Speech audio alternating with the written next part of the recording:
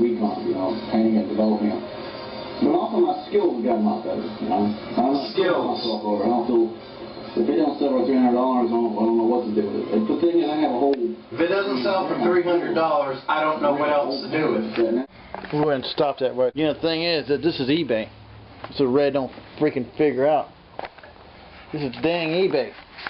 Now you notice that Red's trying to figure out, like, he knows I had sold a lot of expensive artwork off eBay, like Red has done. Red's big time money. I'm just little small peanuts right now, and so I'm all proud of the fact that I actually sold something over $100. And he's like wondering, like, why am I so cheap? Red, how can I explain this shit? Red, he thinks that I'm a trained painter.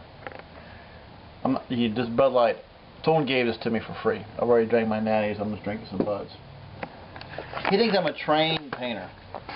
And now what that means is that painters basically are skilled, have this very powerful skill to they just knock out shitloads of stuff. They don't keep the sacred deal. One thing I do give kudos to Red is that he's keeping the secrecy a lot, because he knows about antiques. He knows that rarity trumps popularity, and so that's what he's marketing. That's what he's doing right there on eBay. He knows that the least he does, the better. And now I would say, as an artist, that if you think you're gonna make, you have to enjoy what you do, and enjoying it means you just get more and more into this shit. You can't just be all marketing yourself on rarity schemes. That's like saying, I like sex, but the best sex I've had has been very few and infrequent. If you want to get good at sex, you do a lot of it, and you spread yourself out with multi-partners. You understand about it, you figure it out, you know how to give pleasure. It's the same. Being a hoe is not much different than being an artist. You're all in the same sort of boat. And Red's a real tight ass hoe. He's actually a hoe, but he wants to be he wants his price to go up. So if they're gonna fuck Red, they're gonna buy his stuff. He wants to have about a $500 wop. Well, see, the problem is I'm a cheap ass hoe. I'm a crack hoe.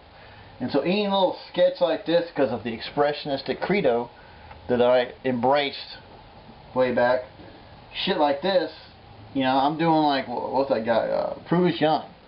I'm just doing this, but I don't have the problem is in the folk art community, I don't have the street creds to qualify for that, because I'm not legitimately black, crazy, insane, and preacher, all that kind of southern mythos. Okay, let's just listen to what Red's going to say. Well, right there, you're wrong. You've got it all wrong from the get-go. That's like trying to compare Mike Tyson as a tennis player to Tom Brady as a water polo champion. You're wrong. You're completely wrong. You're a painter, George, and I'm an artist. There's a big difference there. I would love to be a painter. I would love to just do nothing but paint and be a good painter. I can't do that. All right, let's look at some more. Let's look at some more. You see, he just admitted it right there. Just totally said, I'd love to be a painter. I'd love to just throw my reputation to the wind. See, this is the thing I realized, and this isn't really just about the folk art area. This is about art in general. Art in general. This is something I realized. That this is something I've combated against as a creative person that says, you know what, I'm not going to let the market dictate to me what the fuck I want to make. I'm going to do what the fuck I want to do. That's the bottom line. And there's a whole shitload of people say, well, bitch, if you want me to fucking get paid, you better fucking have one solid thing. And Garth Brooks made a heavy metal album in the middle of his country career, because he knew he was being typecast as a country guy, and he's a musician, and he realized that, hey, I just made you a bunch of dumbasses think I was a great country guy. I did a good job at it, and I was marketed to pieces for it, but I want to do something else. I want to be a fucking heavy metal rock star.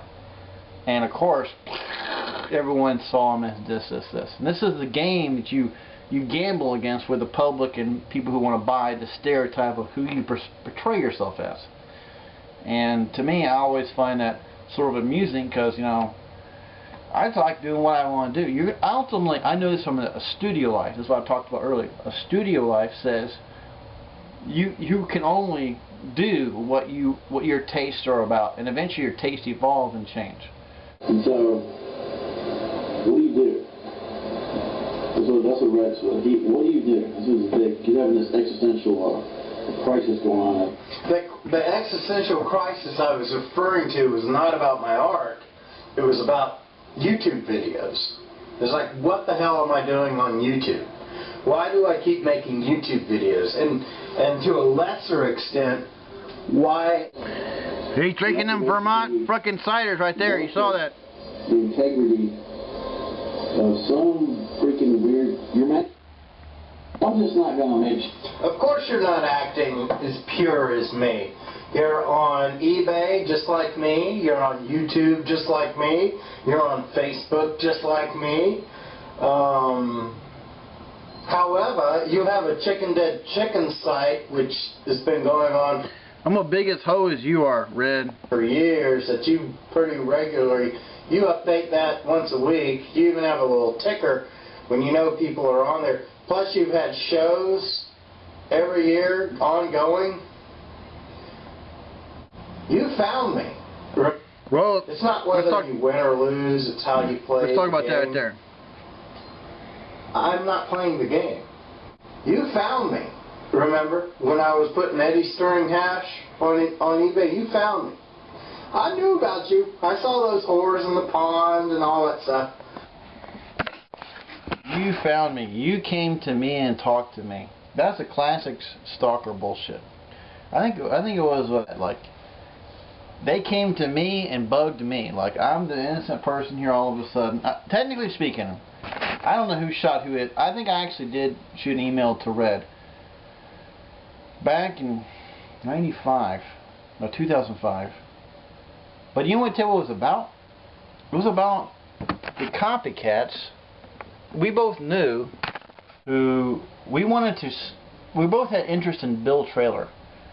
And these guys who were doing forgeries, there was someone from New York doing forgeries of Bill Trailers and selling them.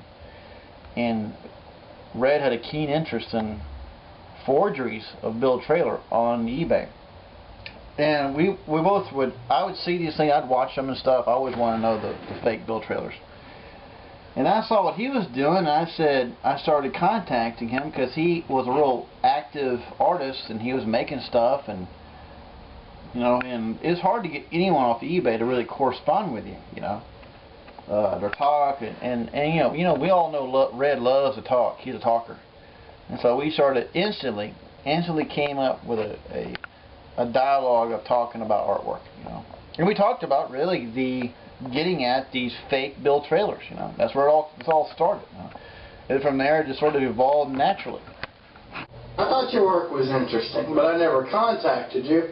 That wasn't my thing. I wasn't into contacting people. You contacted me. Glad you did. But that was in 2005. I've been making artwork since the 1970s. 70s. You see, the funny thing about Red is that we're both the same age. We're both the same sort of fat, miserable characters hanging out in these lonely areas, making work, hustling stuff. I did this painting in 1999. I would give you the title, but let's watch some more of your videos. Shit that is obviously trying to sell it, you know? And that's just what he brought for Jolly Simpson. He thinks I'm finally selling out with a Jolly Simpson, with a keyword stand.